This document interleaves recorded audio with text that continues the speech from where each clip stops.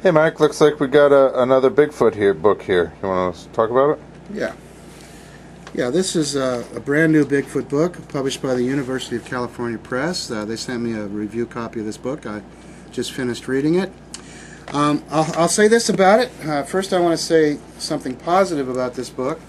The majority of the book is a discussion of the men who were involved in the first 50 years of Bigfoot.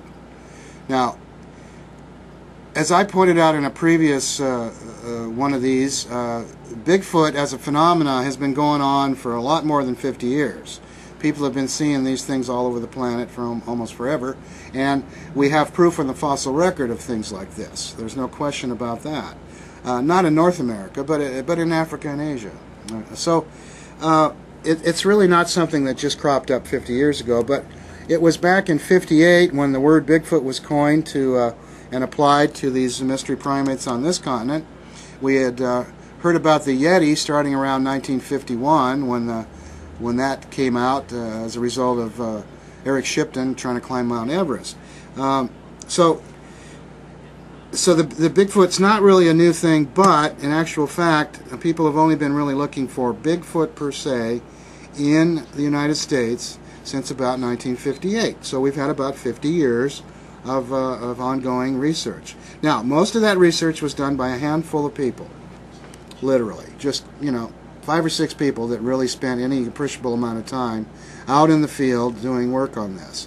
John Green, for example, Rene DeHinden, Roger Patterson, and so forth. So in this book, he discusses how that all went down. He discusses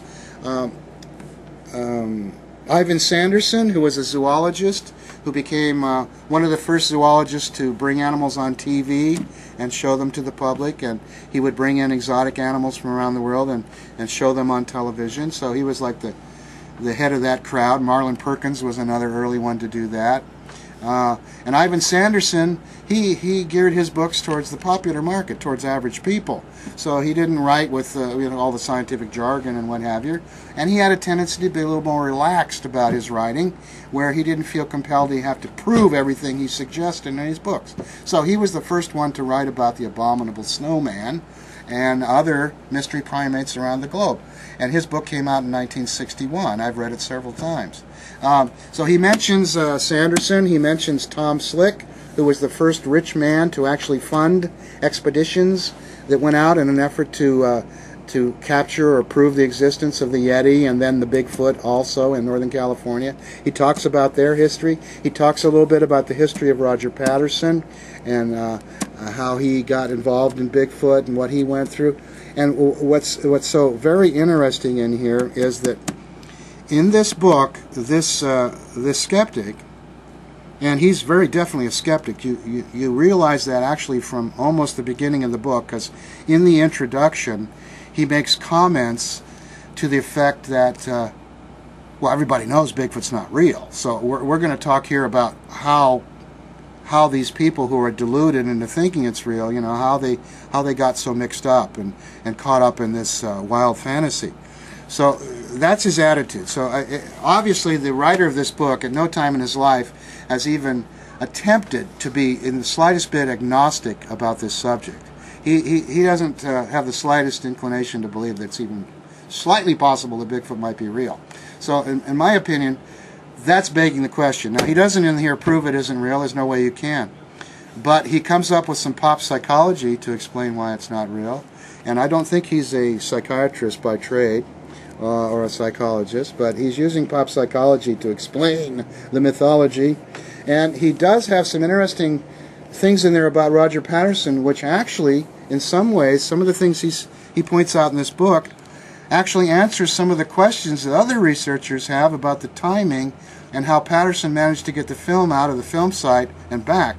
He interviewed a couple of men who claimed they saw Roger Patterson in the town of Willow Creek at 4:30 in the afternoon on their way to mail the film. 2 hours later, they were in Willow Creek talking to Al Hodgson at the general store at 6:30. And Hodgson, he's the one that says that's when I saw Patterson, and we talked for a couple hours.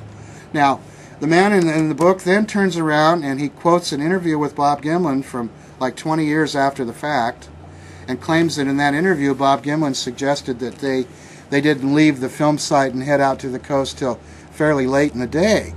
So there's all these people questioning how they could have managed to get out there and get back by 6:30 and mail that film north. Well, in the book here, he talks about the two men that he interviewed who distinctly remembered seeing him in Willow Creek at 4:30. So he actually explained with these witnesses some of the questions that people have had about Patterson, but didn't even realize he was doing it.